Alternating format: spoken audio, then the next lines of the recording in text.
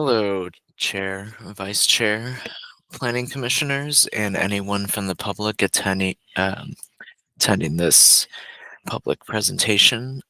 I will be presenting on the Food Share Ventura County project. I'm Daniel Hauk, Associate Planner with the Oxnard Planning Department, and this will be on Planning and Zoning Permits 24-540-02, which is a planned development permit, and 24-310-03, which is a lot line adjustment. So what's being proposed? Well, the overwhelming majority of the proposal is a new warehousing facility. Everything will be centered on that. The proposed uses are distribution, warehousing, which includes cold storage. There will be a commercial kitchen, and as well as administrative support offices. The building is 85,845 square feet. That is floor area. The footprint is about 75,850. The building is 49 feet and 9 inches at its greatest height. However, the majority of it is about 44 feet and 9 inches. There is additional improvements beyond just the warehousing facility. That includes a screened shipping and receiving yard with loading docks, a 4,000, multiple canopies that equal 4,139 square feet. There is a rather large trash enclosure, a bin washing and bin storage area for the wash bins, which is an enclosure as well, and other support functions. There is some employee amenity areas as mandated by the Channel Islands Business Center. There's solar carports for a portion of the parking, as well as some pretty massive landscaping improvements. The application also requests to move the lot line between the two parcels involved, leaving a vacant just over 2-acre parcel. So here, just for some context of where that parcel is, it's about the middle of Oxnard, slightly favoring the east. It's loosely sandwiched between East Woolley Road and South Oxnard Boulevard, to the east of North Oxnard Boulevard, or really the 5 Points intersection. So on the bottom left, we have a street view of the parcel. This would be more the north parcel and kind of the northeast corner of the southern parcel. This is looking northwest from the intersection of Voyager Place and Mariner Drive. And on the bottom right, we have some aerial context. You can see the gray corridor to the west would be the railroad. The gray corridor to the north would be Woolley Road, and you can see the outlines of the two parcels there. Those parcels, the north one would be 1100 East Woolley Road, and the south would be 1425 Mariner Drive, both currently vacant. Here we have a breakdown of the zoning and general plan designations. As you can see, it's overwhelmingly, in fact, it's all existing manufacturing. It is heavy in some areas and more limited to the south and east. There is the easement to the west for the railroad. The general plan matches up with the industrial limited to the south and east, and central industrial, which is compatible or consistent with the heavy industrial. The existing land uses follow suit, where again we have light industrial and heavy industrial. Here's some snapshots of the adjacent developments. At the top, directly to the east, there is this large industrial operation. And then below that, we have directly to the south, as well as across the street. These are both, in fact, all three are limited industrial developments, pretty consistent with what you see in this zoning.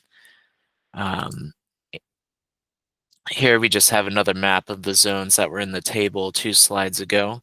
You can see that the two parcels are industrial limited for the general plan and limited manufacturing for the zoning designation. So a little background on the parcels. There was 3 subdivisions done, 2 track maps, and finally a parcel map in 2004. This is what is has left the 2 subject lots as they are today, that final parcel map. The prior subdivisions moved lot lines around, removed lot lines, but the parcel map is what created the lots exactly as they are today. A special use permit was approved for the southern parcel. It was an 86,740 square feet. This was approved as part of a 4 parcel, the same 4 that were in the parcel map. The adjacent 2 of the adjacent parcels were developed as well through this. However, it expired for this southern lot, and there was no development proposed for the north lot that are a part of this project. So um, no development ended up happening, and the permit expired for these 2 lots. Again, in 2011, the southern parcel had a second special use permit approved for a slightly bigger industrial building, about 90,000 square feet. This also expired and was not constructed. On November 20th of last year, 2024, the current industrial development was proposed. The application was filed with us. Um, so I'll show you what that proposal has ended up as in kind of the center of the northern parcel, and this is with the lot line adjustment with the southern parcel. But we have the building here of 75,000 square feet of footprint, 85,000 square feet of floor area, approximately. There's parking areas to the south and the east, kind of towards the upper east side, which would be the north. You can see that there is an enclosed yard with much longer parking spaces. This would be the loading and unloading area. There's some enclosure spaces, trash and bin washing enclosures within this larger enclosure, which would be screened with a 12-foot high wall from all public views. You can see quite a bit of green. These would be landscaped areas throughout the parking area. The bigger green rectangles to the south and the north would be infiltration basins for stormwater. Also along the north, the landscaping is actually pretty heavy along this north area. There is, as part of that, street trees, shrubs, as well as a small orchard, which is at the bottom right of this figure. Just some elevations so you can see what the building looks like. It is the food share colors. This doesn't necessarily show the screen wall particularly well, which actually it would be, um, let's see, probably on the next slide, you might be able to see that better. But you can see the loading docks here on the east elevation, and I'll move to the north and the west elevation here. Um, Yeah, so you can't really see that screen wall. Let me go back. You can see it a little bit on the south elevation to the right. Number 10 there is the start of that. Again, it is a 12-foot high screen wall. And here we just have more of the same, the food share colors on the industrial tilt-up building. So here we have general plan consistency. The project does need to be consistent with the general plan. I'll just briefly highlight a couple of the biggest policies here. One would be the local food partnerships policy. This obviously, as a food bank, would help maintain those food distribution networks and keep the established local connections functioning. This would increase the capacity, further strengthening those partnerships. This is infill development, and it is we would consider industrial clustering. As you saw earlier, it is surrounded by industrial development. So it is pretty heavy on the consistency through these policies, and probably also minorly with other ones, but these five policies here in the chart would be um, the greatest, the most important ones. So here we have some zoning compliance.